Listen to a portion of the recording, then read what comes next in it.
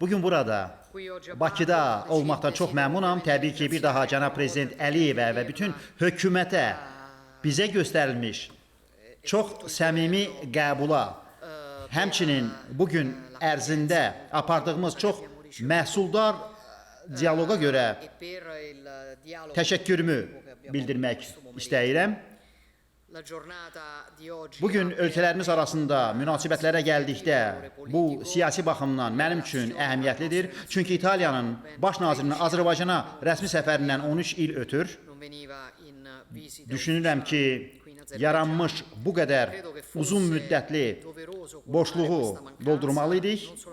Bu, özünü nəinki ölkələrimizi bir-birinə bağlayan dostluq münasibətlərində, həmçinin İtaliya və Azərbaycan arasında çox mühüm əməkdaşlıqda göstərir.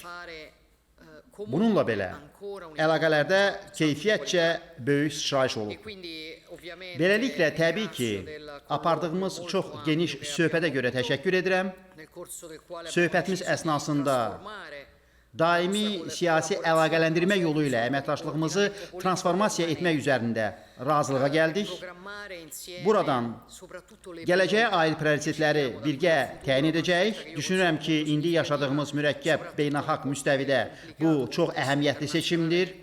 Bununla belə, ətrafımızda olan qeyri-sabitlik artır və aramızdakı aydın məsələlərin həlli daha böyük əhəmiyyət kəsb etməyə başlayır.